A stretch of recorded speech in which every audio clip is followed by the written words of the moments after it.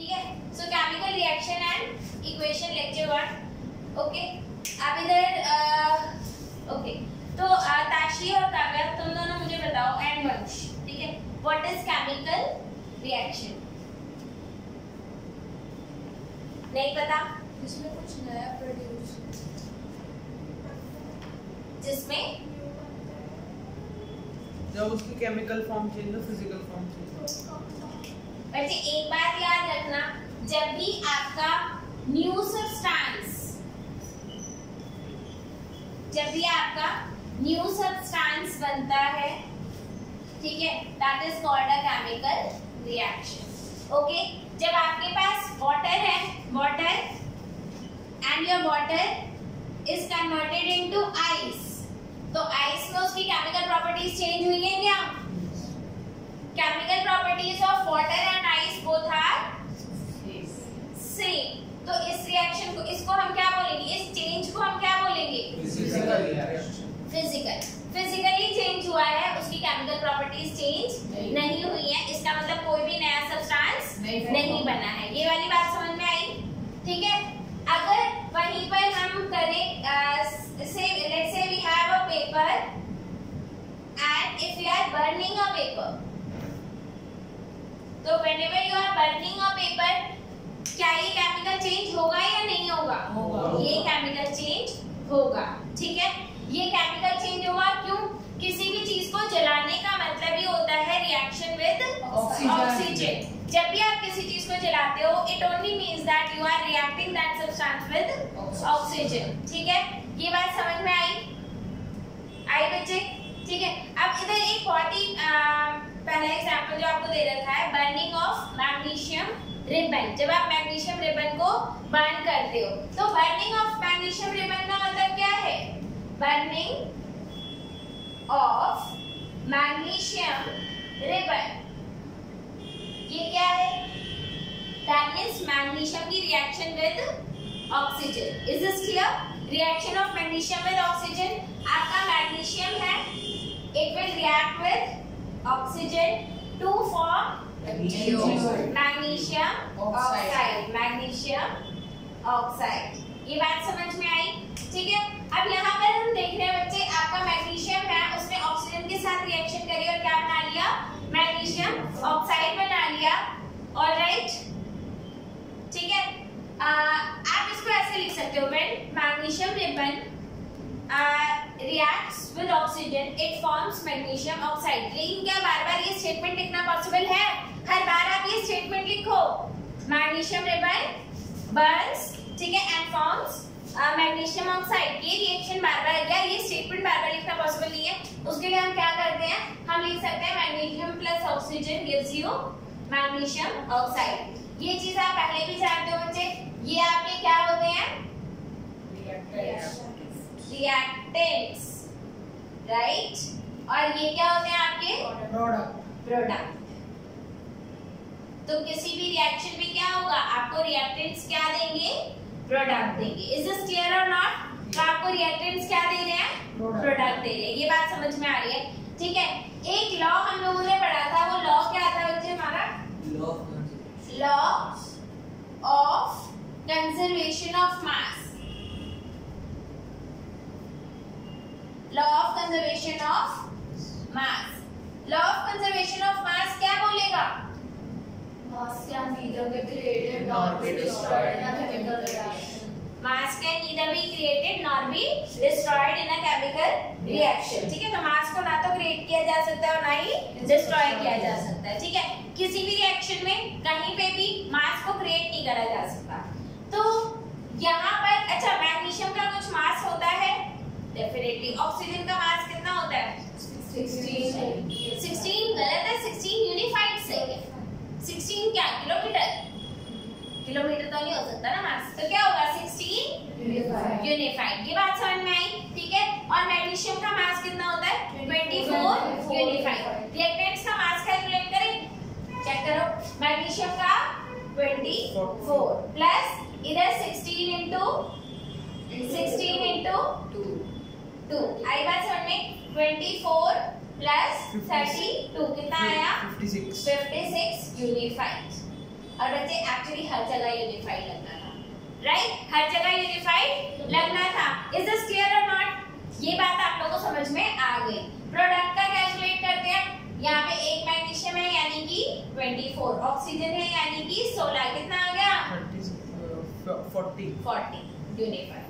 तो आपके 56 unified reactants ने आपको प्रोडक्ट कितना दिया? 40 यूनिफाइड। तो आपने क्या करा? आपने तो मास को डिस्ट्रॉय कर दिया, आपने मास को डिस्ट्रॉय कर दिया। Is it possible? मतलब हमने तो बैठे बैठे वो लॉ तोड़ दिया, और कहाँ बैठे टुगेदर सेकेंडरी में बैठे और तोड़ दिया, है ना? ग्लास था कांच का, ऐसे नहीं तोड़े जाते लॉ। टूटते हैं ऐसे नहीं। कैसे टूटते हैं? By mistake.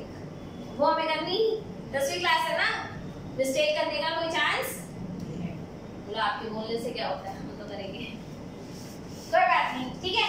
ऐसे नहीं होता। Since because of this law we need to balance a chemical reaction. हमें हर केमिकल रिएक्शन को बैलेंस करने की जरूरत पड़ती है। Now write down a question. Why do we need to balance a chemical reaction?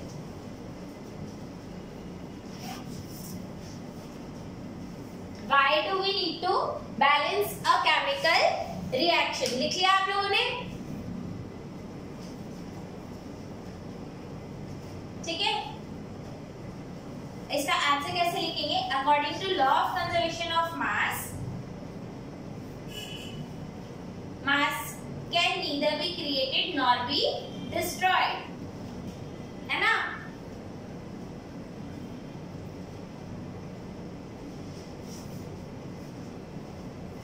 And hence we need to balance a chemical equation या फिर chemical reaction.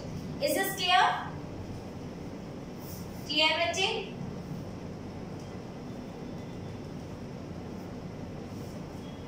Whenever we are balancing a chemical reaction, तो हमें करना क्या होता है बच्चे?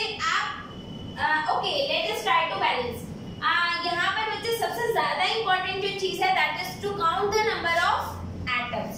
What is most important thing here? Count the number of atoms. और ये चीज मैंने लास्ट क्लास में थोड़ा सा सिखाया था, but don't worry, हम इधर भी सीखेंगे, ठीक है? Is this clear?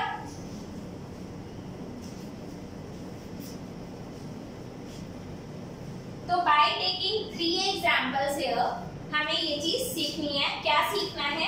Balancing a chemical reaction. तो ये काम है हमारा अभी सीखना। And why do we need to balance? ये चीज हम लोग डिस्कस कर चुके हैं। क्यों बैलेंस करने की जरूरत है? Because according to law of conservation of mass, mass can neither be created nor be destroyed. Yes. और एक बात ध्यान रखना, in any of the class you can be given a surprise test.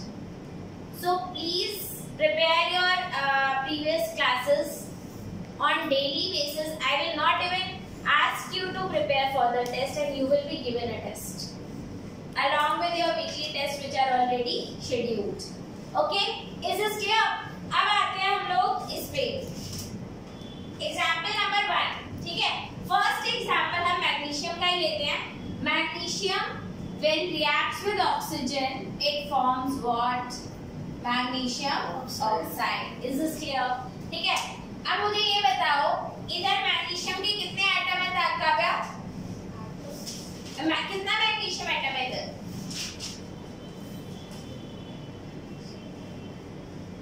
कितने मैग्नीशियम है बच्चे इधर? 1। कितना मैग्नीशियम है? 1। इधर मैग्नीशियम कितना है?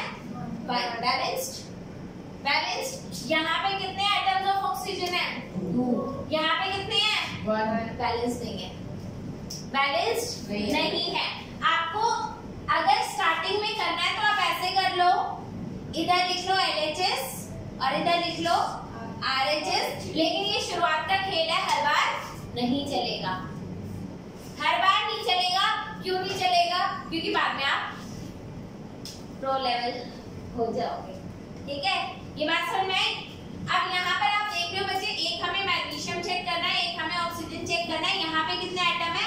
LHS में 1 है, RHS में भी, यहाँ पर LHS में 2 एटम्स ऑफ ऑक्सीजन है और यहाँ पर 1 है। तो आपका ये तो बैलेंस्ड है, लेकिन ये बैलेंस्ड नहीं है, hence the equation is not balanced.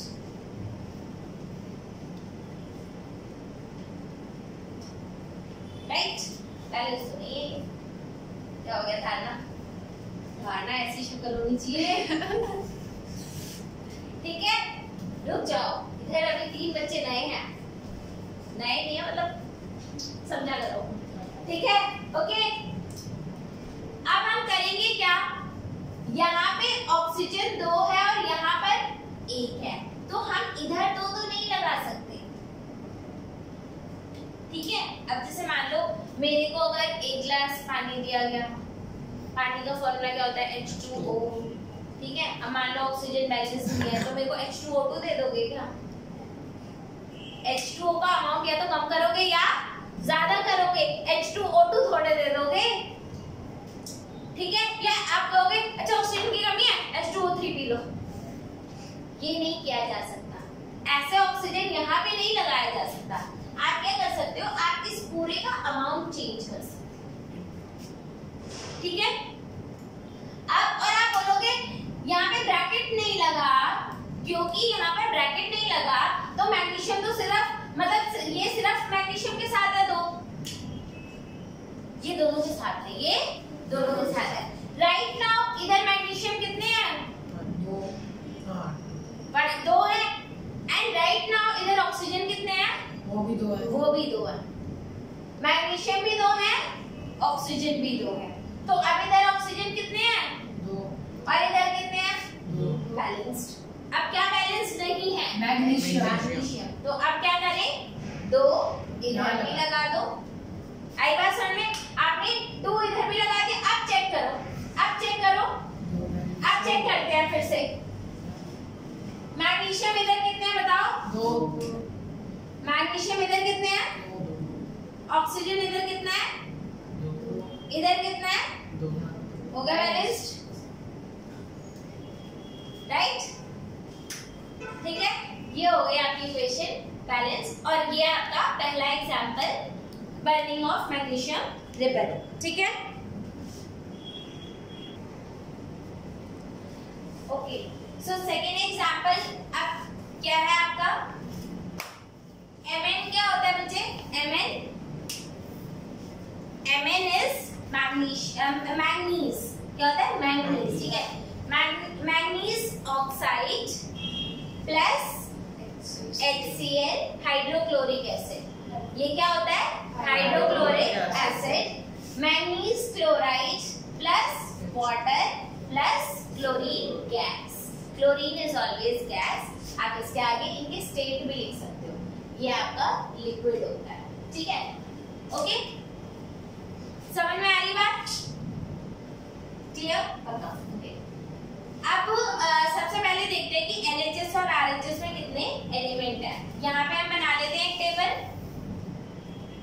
क्या क्या चेक करना है? पहले तो manganese, Mn, oxygen, hydrogen and chlorine, यही तो 4 एटम्स हैं आपके पास। और फिर आपको चेक कहाँ पर करना है? LHS में भी चेक करना है और RHS में भी चेक करना है। आई बात समझ में? ठीक है। अब यहाँ पर आप देखो मैंगनीज, मुझे बताओ इधर कितने हैं? कितने एटम्स ऑफ मैंगनीज हैं? 1। क्यों? क्योंकि एक ही एटम है ना, तो इधर कितना है? 1। इधर मैंगनीज कितना है? 1। इधर भी 1। ऑक्सीजन इधर कितना है? 2। इधर ऑक्सीजन कितना है? 1। ठीक है। फिर हाइड्रोजन इधर कितना है? 1। और इधर हाइड्रोजन कितना है? 2। ठीक है। इधर क्लोरीन कितना है? 1। और इधर क्लोरीन कितना है? 4। कौन बोलो? धारणा सही है? नहीं समझ में आया? आ गया। क्लोरीन यहाँ पे भी है, क्लोरीन यहाँ पे भी है, और इधर कितने क्लोरीन है? 2, और इधर भी कितने हैं? 2, तो ये कितने हो गए? 4। इसका मतलब मैंगनीज को छोड़ करके कुछ भी बैलेंस्ड नहीं है। अब मान लो, अब मैं अभी इन स्टेट को हटा रही हूँ, अभी स्टेट को हटा रहे, क्या कर रहे हैं? स्टेट को हटा देते हैं, ठीक है। अब अगर हम बात करें, अभी लेक्चर वर्ड को भी हटा देते हैं, इसका भी कोई काम नहीं।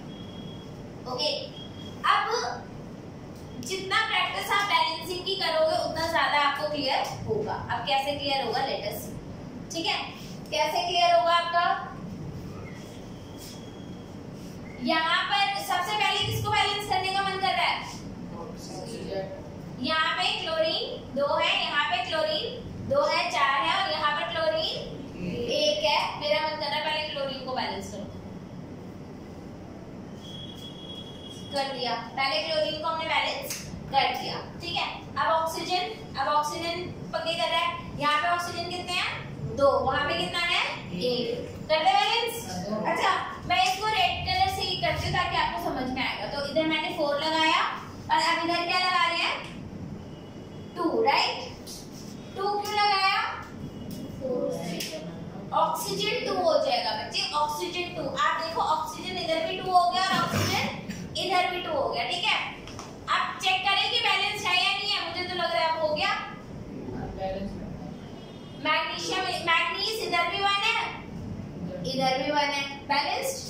मैग्नीज पे टिक कर दिया कि वो बैलेंस्ड है। ऑक्सीजन देखो, इधर भी 2 है और इधर भी 2 है, क्या बैलेंस्ड है? आपने इसको भी टिक कर दिया कि बैलेंस्ड है। हाइड्रोजन देखो, इधर 4 है, उधर 2 है। बच्चे इधर भी 4 है, क्योंकि देखो इसका मतलब क्या है? आप देखो ना, 2H2O का मतलब क्या है? H2O and H2O, 2 and 2 4, कितने हो गए? 4। तो हाइड्रोजन उधर भी 4 है और इधर भी 4 है, ठीक है। क्लोरीन इधर कितने हैं? 4, और इधर कितने हैं? इधर भी 4। क्लोरीन इधर भी 4 है, तो बैलेंस हो गया। समझ में आया?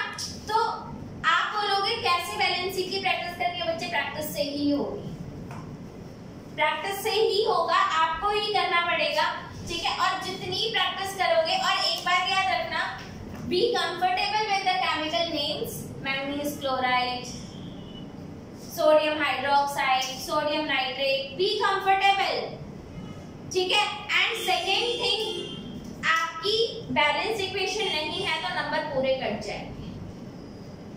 Every time you have to write an equation, you have to write a balanced chemical equation. Use only balanced chemical reaction. Use only this. ठीक है? इसको नोट डाउन कर लो फटाफट से।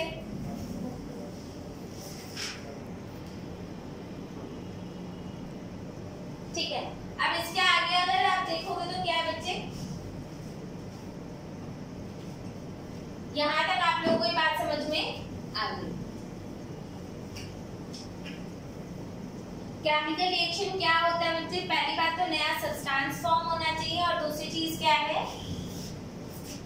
केमिकल रिएक्शन जनरली इरिवर्सिबल होते हैं, हाउएवर दे कैन बी, आपकी physical reaction भी हो सकती है जो इरिवर्सिबल हो। Can you just tell me a physical reaction, that is physical change which is irreversible? Tearing of paper, cutting of apple, everything is a physical change and irreversible, ठीक है। आपकी chemical equation क्या है? Chemical change क्या है? First, there must be a new substance.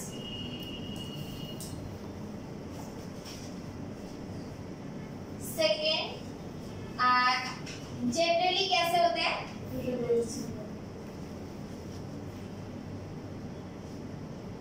Third, और क्या होगा? एक तो नया सब्सटेंस बन गया, बना दिया, इरिवर्सिबल होगा, ठीक है। आई थिंक इतना इनफ है, थर्ड के चाहिए। Is this clear? और केमिकल इक्वेशन को लिखते हैं हम लोग, जिसमें आप पहले रिएक्टेंट्स लिखते हो, फिर एरो लगा के फिर प्रोडक्ट लिखते हो। आपकी जो रिएक्टेंट्स होते हैं या प्रोडक्ट होते हैं हैं बच्चे उनका स्टेट ऑफ मैटर भी लिखते हैं कि वो सॉलिड है या लिक्विड है। जैसे अगर मैं आपको बताऊं तो स्टेट्स कितने टाइप की होती हैं? पहला तो सॉलिड हो गया, दूसरा लिक्विड हो गया, फिर आपका गैस हो गया, ठीक है। एक होता है एक्वस। एक्वस का मतलब क्या होता है? डिसॉल्व्ड इन वाटर, वाटर में डिसॉल्व्ड है, ठीक है, उसको बोलते हैं एक्वस। इसको कैसे रिप्रेजेंट करते हैं? एस एल जी ए क्यू। तो अगर ए क्यू का मतलब पूछते हैं तो क्या है? एक्वस। एक्वागार्ड सुना तो होगा, एक्वा इज हाँ एक्वा फ्रेश, ठीक है, पानी फ्रेश। ओके, ये बात समझ में आई या नहीं आई? आ गई। ओके, यहाँ तक तो आप लोगों को बात समझ में आ रही है। Now types of chemical reactions आ जाए। Types of chemical reactions, types of chemical reaction. हर रिएक्शन के पीछे एक स्टोरी होगी, हर रिएक्शन के पीछे एक स्टोरी है, और वो स्टोरी जिस बच्चे ने समझ ली उसको चैप्टर अच्छे से समझ में आएगा, ये बात याद रखना। और सिर्फ रिएक्शन रटोगे तो लिख के ले लो, समझ नहीं आएगा, समझे नहीं ना, ठीक है। आएगा समझ में? Types of chemical reaction, actually there are 4 types. First combination reaction. तो आपका पहला क्या है? Combination reaction. कॉम्बिनेशन रिएक्शन नाम ही बता रहा है क्या होगा? When 2 or more than 2 reactants combine to form a single product. So when 2 or more than 2 reactants combine to form a single product. अच्छा हाँ बच्चे, एक और बात इससे पहले मैं आप लोगों से डिस्कस करना चाहूंगी, एकदम ध्यान आया, ठीक है। केमिकल रिएक्शन में आपका एक और एक एग्जांपल है जो आप लोग घरों में देखते हो, that is formation of your curd. Milk से जब आप कर्ड बनाते हो तो वो आपका क्या है? केमिकल चेंज होता है, ठीक है। तो व्हेनेवर यू आर फॉर्मिंग, आपके पास यहाँ पर मिल्क है और ये क्या है? आपका कर्ड है, ठीक है। ये भी आपका a type of chemical change है। अब आप बोलोगे मिल्क से कर्ड बनना केमिकल चेंज क्यों है? राइट, बच्चे मिल्क में होता है लैक्टोज शुगर। क्या होता है? Lactose sugar. अगर आप ध्यान से देखोगे तो मिल्क जो होता है आपका थोड़ा सा स्वीट सा होता है, ओके, थोड़ा मीठा मीठा होता है, पर चीनी वाला नहीं, लेकिन since it is a lactose sugar थोड़ा मीठा मीठा तो होता ही है, एकदम फीका थोड़ा होता है, ठीक है। कर्ड में क्या होता है बच्चे? Lactic acid. How many of you know how to make curd from milk? कितनों को पता है? दिव्यांश लोटा लो, सेजा लेके आओ, गई सुबह गई, कटोरी में नहीं बनेगी, कटोरी में बना सकते हो, आपको डिपेंड करता है। फाइन, ओके बच्चे, सबसे पहली बात तो ये है, अच्छा व्हाट इज कर्ड? चलो, कर्ड में बच्चे बैक्टीरिया होता है, ठीक है, यस, ठीक है, दैट इज लैक्टोबैसिलस बैक्टीरिया। अब कई लोग बोलेंगे हम तो वेजिटेरियन है, प्लांट ही खाते हैं, ठीक है, और उन्हें बताना भाई नहीं खाते हो, हाँ बैक्टीरिया और किसी बंदे को बोल के आना, मेरे साथ बोलना, मैं भी हूँ लेकिन बोलना मत, ठीक है। आप तो लैक्टिक एसिड इंटॉलरेंस थोड़े, लैक्टिक एसिड तो खा लूंगी, अभी उससे कोई प्रॉब्लम नहीं है, ठीक है। ये बात सुन नहीं तो आपको करना क्या है? मिल्क उसका मीडियम है जहाँ पे वो ग्रो करता है, और जो आपको सेज था, सेजा सेजा, ठीक है, सेजा बोलते हैं, खट्टा बोलते हैं, कई लोग जामुन बोलते हैं, ठीक है। मैं इनोकुलम बोलती हूँ, मैं खट्टा ठीक है। इनोकुलम क्यों बोलती हूँ? क्योंकि भाई मेरे लिए तो वो कुछ नहीं है, बस बैक्टीरियल कल्चर है, ठीक है। For me it's a bacterial culture, ठीक। अब आप जब जैसे आप उसमें बैक्टीरिया ऐड करते हो तो होगा क्या, वो ग्रो करना स्टार्ट कर जाता है और कोई भी बैक्टीरिया ओवरनाइट में ऑलमोस्ट पूरा बर्तन भर देता है। तो दही कितनी देर तक जमाई जाती है? ओवरनाइट, ठीक है। ओवरनाइट बोले तो रात को रखी, सुबह तक दही जम जाएगी। एंड सीरियसली बैक्टीरियल कल्चर ऐसे ही लगाए जाते हैं, रात को डाला और सुबह बैक्टीरिया पूरी कॉलोनी में भरा पड़ा है। ओके ओके, खा लेना इसके बाद दही। ओके, ये बात समझ में आ गई? तो इस तरीके से दही जमाते हैं। और अगर आपने उसको बाहर छोड़ दिया, पहली बात तो आपका शुगर किसमें कन्वर्ट हो गया? केमिकल चेंज तो डेफिनेटली होगा। और दही से दूध नहीं जमाया जा सकता, so it is irreversible as well. आई बात समझ में? तो this is your dahi, this is your सेजा वेजा जो भी है। Combination reaction no, it was just an example, it was just a chemical chain, nothing else। ये आपका कॉम्बिनेशन रिएक्शन का एग्जांपल बिल्कुल भी नहीं था, ठीक है। आप कॉम्बिनेशन रिएक्शन का अगर एग्जांपल देखें तो क्या लोगे? अच्छा, आपको अगर मैं बोलूं, जब आप CaO को, जब आप CaO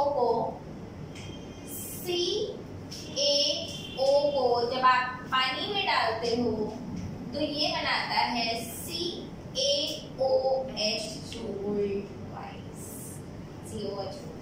मजा नहीं आया? नहीं आया मजा? मुझे भी नहीं आया, ठीक है। मजे लेने तो है, ठीक है। इसको अच्छा, पहली बात तो कॉम्बिनेशन रिएक्शन का एग्जांपल है। क्यों? How many reactants are there? 2 and how many product is there? Just one, ठीक है। ये है आपका क्विक लाइन, इसे क्या बोलते हैं? Quick line.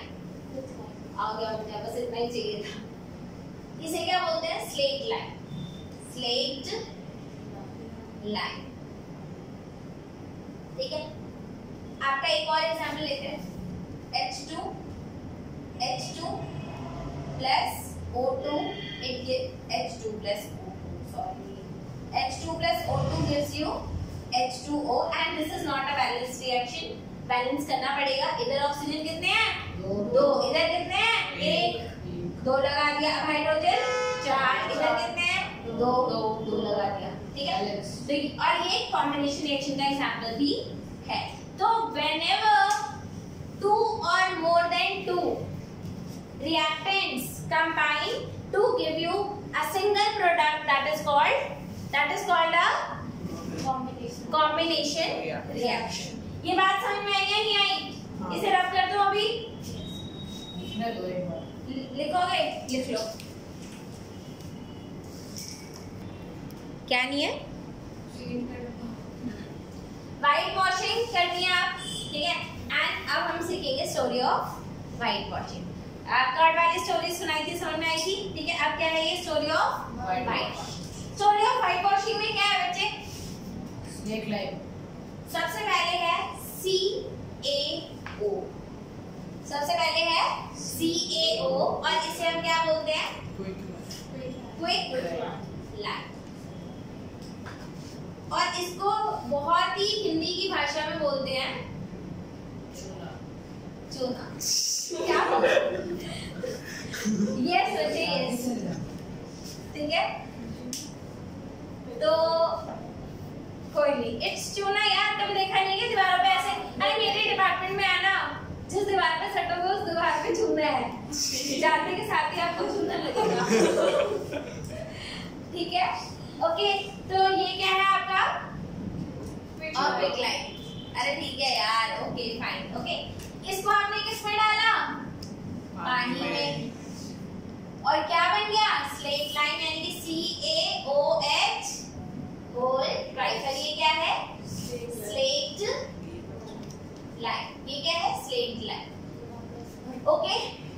अब हमारा चूना है, पानी में घोल दिया, अब दीवारों पे लगाने के लिए तैयार हो गया, ठीक है। लगाया जा सकता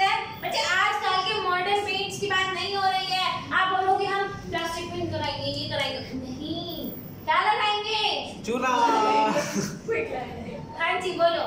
स्लेट लाइन जब हम इन्हें मिक्स करते हैं तो हीट रिलीज होती है। यस बच्चे देखो कुछ रिएक्शंस ऐसी होती हैं जो हीट रिलीज करती हैं और जैसे ही आप चूने को पानी में डालोगे the vessel will become warm, ठीक है। It will release heat, it will release heat जिसकी बात मैं अभी करूंगी इसकी बात में, ठीक है। It used to release heat. This slaked lime is used for white washing. इसे किस लिए यूज करते हैं? For white washing. जब वाइट वॉशिंग करते हैं आई मीन टू से जब चूना लगाया जाता है, ठीक है, तब दीवारें ना डल सी ही लगती है, लेकिन 2-3 दिन बाद उनमें शाइनी अपीयरेंस आ जाता है। क्यों? ठीक है, ऐसा क्यों होता है? Because after 2-3 days of white washing, ww कर दो, white washing, ठीक है। Okay, after 2-3 days of white washing, CaOH whole twice reacts with CO2 which is present in the surrounding। भाई कमरे में CO2 होगी या नहीं होगी? Yes होगी। ये कहाँ पे है? Present in the surrounding। It reacts with carbon dioxide and it forms CaCO3 plus पानी तो उड़ जाएगा और ये क्या बन गया? CaCO3। इसका नाम क्या है? Lime stone. ये क्या है? Lime stone. And this gives shiny appearance to the wall। आई बात समझ में? ये समझ में आया? तो यहां से आपका एक क्वेश्चन बनता है, why does wall become more shiny after 2-3 days of white washing? After 2-3 days of, तो why does wall become more shiny? तो अब आप यही आंसर इसका लिख सकते हो। Quick line, while doing white washing we used to mix quick lime with water that gives slate lime which is used to apply on the wall। It reacts with CO2 present in the surrounding to form CaCO3, ठीक है। This is also the formula for marble। Marble का भी जो formula होता है CaCO3 ही होता है। Okay, and this gives shiny appearance to the wall. ये बात समझ में आई या नहीं आई? बच्चे ऐसे स्टोरी बनाकर याद रखोगे कि यस, और 3 नाम आपको रटे पड़े होने चाहिए। Quick lime CaO, slate lime CaOH whole twice, limestone CaCO3। ये 3 नाम आपकी टिप्स पर होने चाहिए through out the 10th class. Through out the 10th class you should be knowing these names. ये बात समझ में आ गई? ठीक है, नोट डाउन करना है इसको? Yes ma'am. Quickly note down कर लो।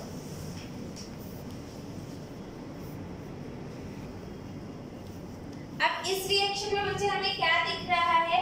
वी कैन सी कि जब आप कैल्शियम ऑक्साइड को पानी में मिला रहे हो तो क्या आ रहा है? हीट रिलीज हो रही है। ये बात समझ में आ रही है या नहीं आ रही है?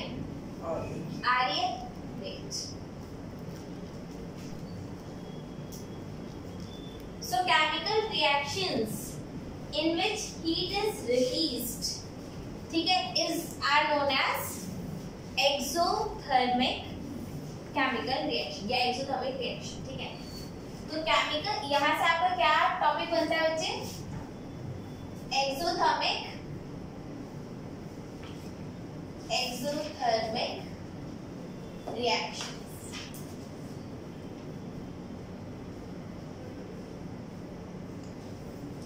So these are the reactions, these are the chemical reactions in which heat is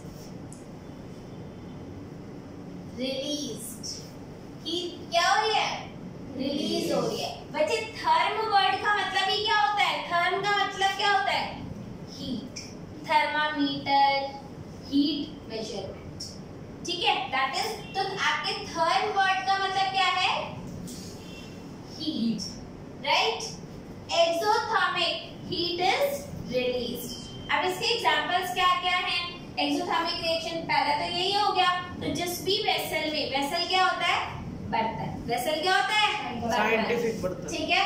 तो whenever you are mixing your calcium oxide which is quicklime to water, you will have slaked lime plus heat. heat. अब examples of exothermic reaction, इसके क्या दे रही हूँ मैं आपको? Examples में क्या क्या आ जाएंगे? पहला example, White wash. Burning of natural gas. पहला एग्जाम्पल क्या है? Burning of natural. अब ये नेचुरल गैस क्या है? CNG. हाँ, CNG बच्चे कंप्रेस्ड नेचुरल गैस है. It is natural gas, it is not compressed. ठीक है. तो ये आपके एक्चुअल में क्या होता है? इसमें भी हीट. आप CNG वाली गाड़ियां देखी है ना, वो चल क्यों पाती है? क्योंकि हीट तो रिलीज हो रही है. ठीक है.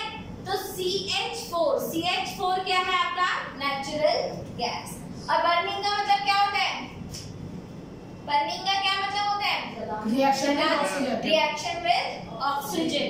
तो ये क्या हो गया? Reaction with oxygen. Methane is reacting with, अच्छा इसका दूसरा नाम मीथेन होता है. इसका दूसरा नाम मीथेन होता है. ठीक है. Methane is reacting with oxygen to form CO2 plus water. CO2 plus water plus heat is released. Plus heat is released. आई बात समझ में?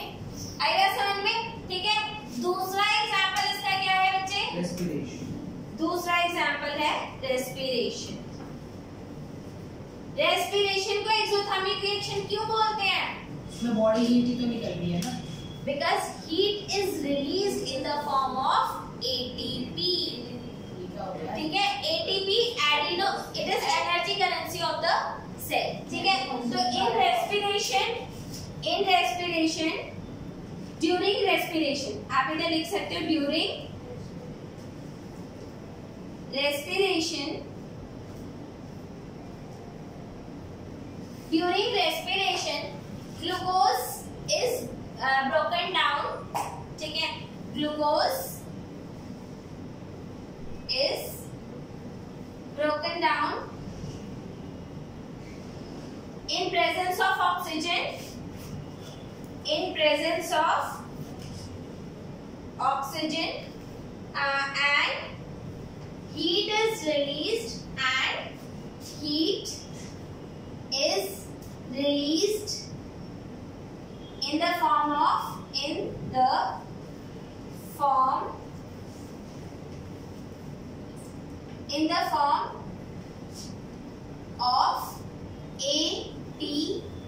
बच्चे ATP क्या होता है?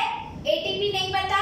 Your ATP is adenosine triphosphate. और ये आपका होता क्या है? Energy currency of the cell.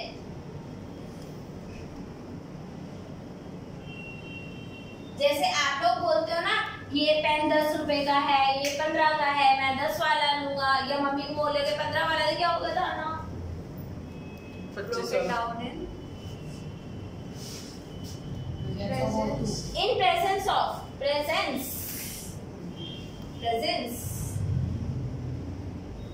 अब ठीक है. Okay. In presence of oxygen जो फॉर्म, ये सब में तो ATP सॉरी सेल भी बोलता है ये रिएक्शन 2 एटीपी में हो रही है, ये 3 एटीपी में। 3 एटीपी वाली महंगी रिएक्शन है और 2 एटीपी वाली सस्ती है। तो सेल कौन सा लेगा? सस्ती रिएक्शन। कौन सा लेगा? सस्ती रिएक्शन। आई बात समझ में? ये वाली बात भी आप लोगों को समझ में आ गई। तीसरा एग्जांपल क्या है? डीकंपोजिशन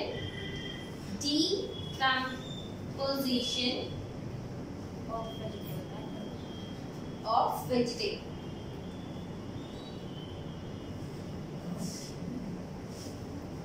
मतलब किसी भी ऑर्गेनिक मैटर का डीकंपोजिशन। जब चीजें डीकंपोज होती हैं तो भी वो क्या करती हैं? हीट रिलीज करती हैं। ठीक है, अब आप बोलोगे ऊपर वाला रिएक्शन नहीं लिख सकते क्या? एज एन एग्जांपल लिख सकते हैं, डेफिनेटली लिख सकते हैं। तो ये क्यों दिया? क्योंकि एनसीईआरटी में स्पेशली गिवन है ये तीनों रिएक्शंस या ये तीनों एग्जांपल एनसीईआरटी में स्पेशली गिवन है। और क्योंकि एनसीईआरटी में गिवन है तो आपको करना ही करना है।